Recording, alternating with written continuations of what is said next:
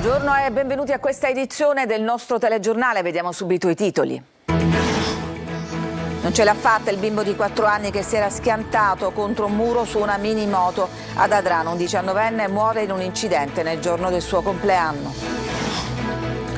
Il dipendente di una ditta di infissi di Carini muore schiacciato dalla porta blindata che stava consegnando. 2 operai rimasti ustionati da un ritorno di fiamma nella raffineria di Augusta.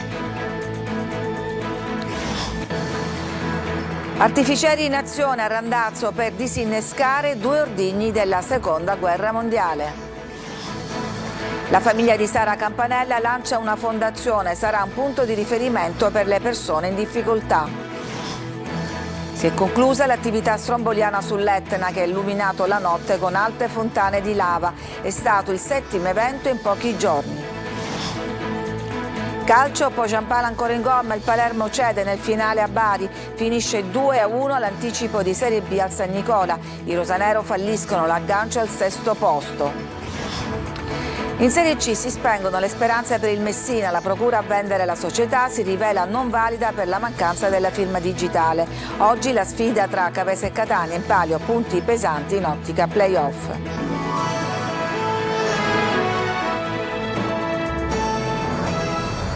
Non ce l'ha fatta Thomas, il bambino di 4 anni rimasto vittima di un incidente con una mini moto lunedì scorso nel quartiere Bocca di Falco a Palermo. Il bimbo è deceduto ieri sera all'ospedale pediatrico di Cristina. Il piccolo si trovava su una mini moto, un mezzo che secondo gli accertamenti della polizia municipale era provvisto di rotelle quando è finito contro un muretto. Ancora da chiarire la dinamica, forse ci sarebbe stato anche un adulto a bordo del mezzo. Ed un 19enne, Stefano Neri, è morto nel giorno del suo compleanno in un incidente stradale avvenuto ieri sera in via San Leo ad Adrano.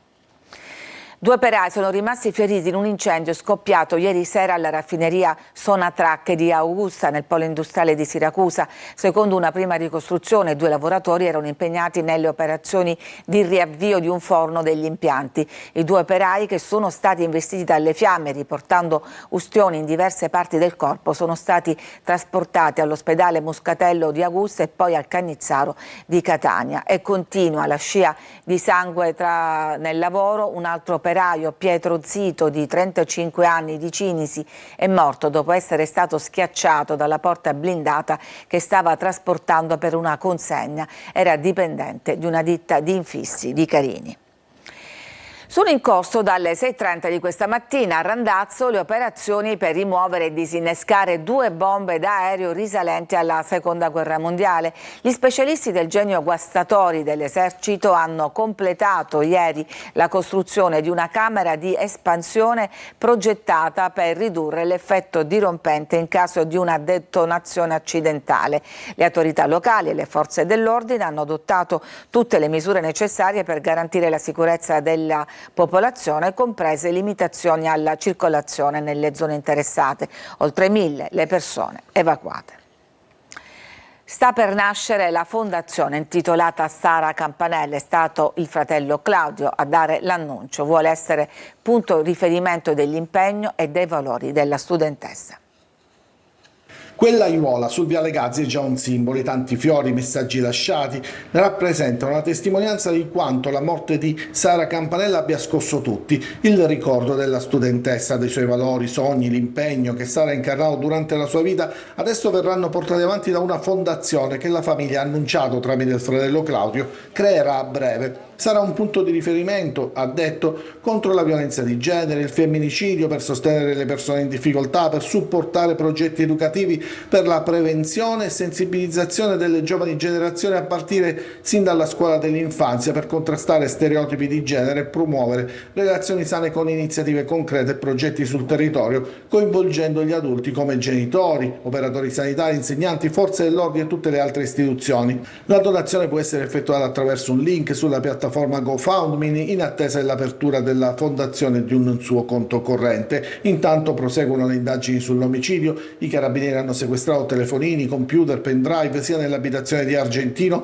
che nel B&B della famiglia. Da questi verranno estratti quei dati che possono essere utili a ricostruire i contatti nell'immediatezza del femminicidio tra madre e figlio, oppure i colloqui tra l'omicida e la vittima per confermare e dimostrare gli atti persecutori di cui il ragazzo si sarebbe reso responsabile in questi 2 anni. Altre risposte poi si attendono dall'analisi del coltellino, trovato a circa 150 metri di distanza dal luogo del delitto. Dalle fasi del sopralluogo allo scasso per entrare nelle abitazioni, i carabinieri hanno arrestato una banda di ladri che entrava in azione in diversi comuni della provincia di Catania. Manuela Corsi.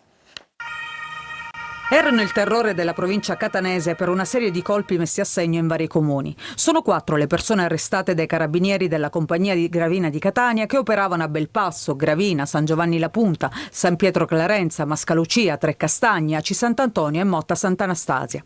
Un'attività fiorente che avrebbe fruttato loro migliaia di euro. A finire in carcere Roberto Caponetto di 42 anni e Biagio Luca Capone di 35.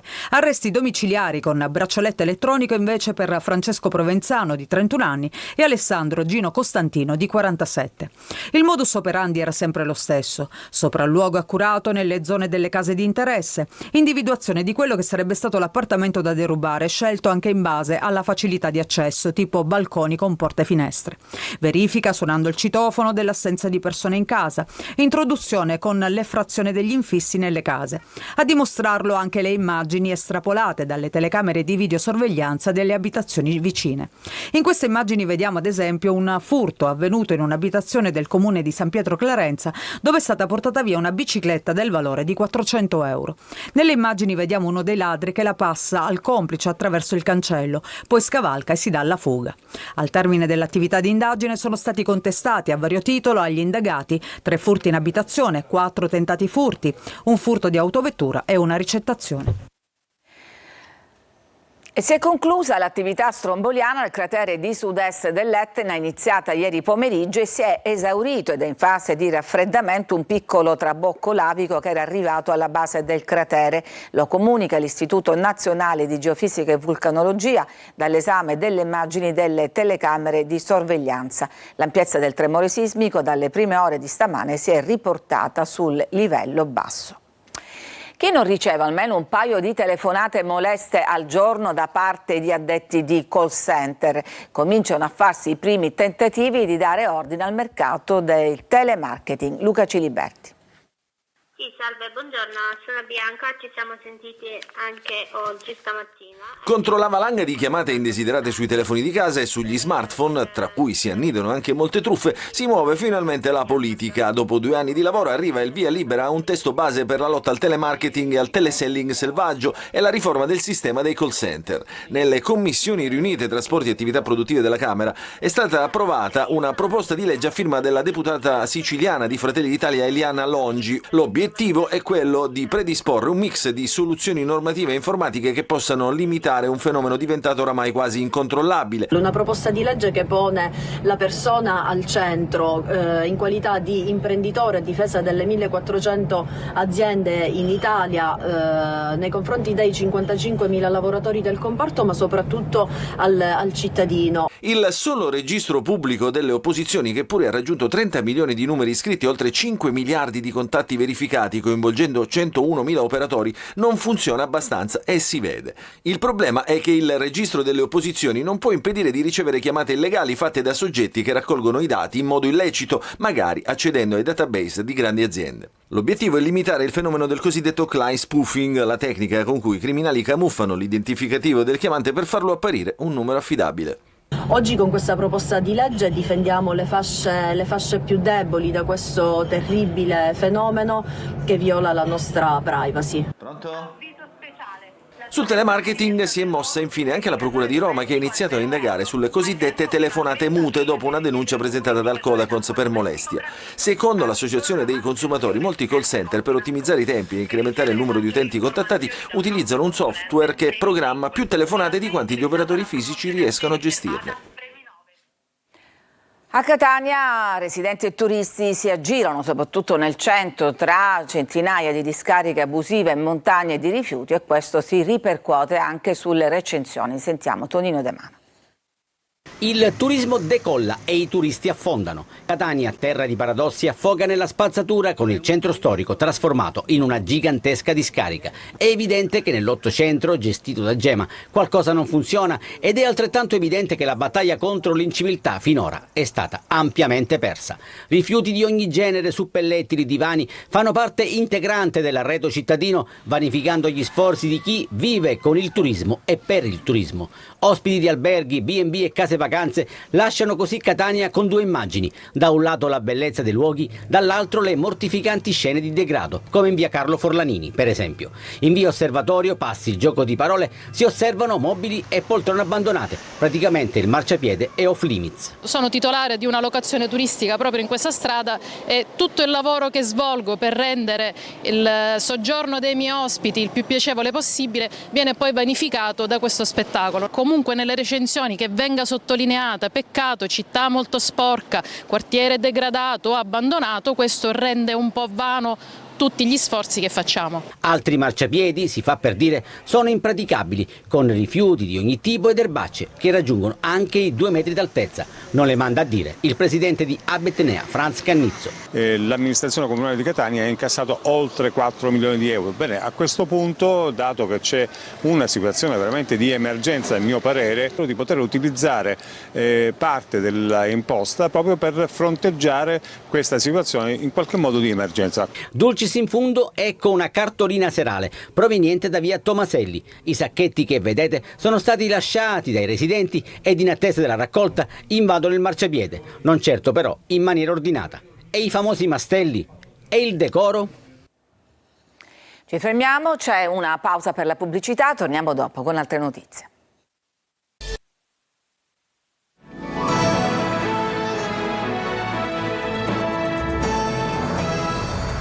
Sport e Libertà è il progetto promosso dalle associazioni sportive e sociali italiane per i minorenni in condizioni di difficoltà. Sentiamo Orazio Longo. Opportunità di crescita e reinserimento sociale per giovani provenienti da contesti svantaggiati e socialmente complessi. È la mission di Sport e Libertà promosso dall'ASI, Associazioni Sportive e Sociali Italiane, in collaborazione con diverse realtà della provincia di Catania, nell'ambito di un più ampio progetto ministeriale intitolato Sport di tutti i carceri. Lo scopo è quello di sostenere lo sport e i suoi valori come strumento di inclusione. È un'iniziativa molto articolata che prevede interventi di natura sportiva, ma non solo, anche di natura ambientale, anche di natura formativa sotto vari aspetti, e che intende attraverso appunto questi percorsi recuperare da un punto di vista sociale tanti giovani che in questo momento appunto hanno intrapreso un percorso di vita sbagliato. 20 i ragazzi in difficoltà individuati dall'ufficio di servizio sociale per i minorenni che il 22 aprile inizieranno il progetto a Villa Muscatello. Tra le attività sportive il rugby, il karate, il tiro con l'arco e corsi di formazione fitness, educazione ambientale, teatro, musica. Sport come metafora della vita, dal rispetto delle regole degli altri al senso del limite, spiega il presidente del Tribunale dei minorenni di Catania, Roberto Di Bella. Da un'indagine Istat recente risulta che in certi quartieri come Librino, San Cristoforo, San Giovanni Calermo soltanto un ragazzo su 10 pratica attività sportive. È una tendenza che dobbiamo invertire assolutamente. Da qualche anno a questa parte c'è una rinnovata sensibilità sulla questione minorile, tutte le istituzioni coinvolte stanno muovendosi in sinergia, stiamo contrastando questo fenomeno che sostanzia una vera e propria bomba sociale in maniera decisa, ci sono dei segnali timidi di ripresa, io sono fiducioso. E siamo agli spettacoli, è partito da Catania l'ultimo spettacolo di Roberto Lipari, ma sarà davvero l'ultimo? Glielo ha chiesto Eva Spampinato. C'è tutta la comicità firmata Roberto Lipari, con la sua cifra stilistica, il sarcasmo, la disamina ironica e pungente dell'attualità sociale nell'ultimo spettacolo. Si chiama ultimo spettacolo, è veramente l'ultimo? Non lo so, sarete voi a sceglierlo. E così, attraverso questo suo forse ultimo spettacolo, il comico e regista palermitano guida il pubblico attraverso domande aperte e suggestioni personali che alimentano il ritmo della narrazione. Non è che vado a vedermi il Giro d'Italia e dico ma si può fare senza bicicletta? No, è una maratona, è un altro sport. Si alternano i registri linguistici, struttura teatrale e scrittura autobiografica per un racconto fuori dagli schemi della stand-up comedy. Perché così non diventerò mai schiavo di qualcosa. La sala Arpago del Gatto Blu di Catania ha ospitato l'inizio del tour e continuerà con le repliche fino a domenica 13 aprile. Poi si prosegue risalendo lo stivale. Parto proprio da Catania, poi finisco a Palermo, è una scusa per restare a casa, in realtà restare in Sicilia. E dopo il teatro, per Lipari, torna il cinema e persino un libro. Si gira un film quest'estate, non vi dico nient'altro, e poi uscirà il mio libro dal 29 aprile e quindi pensate come è messa male l'editoria e la cinematografia di questo paese. Ci fermiamo ancora, un'altra pausa e poi una ricca pagina sportiva.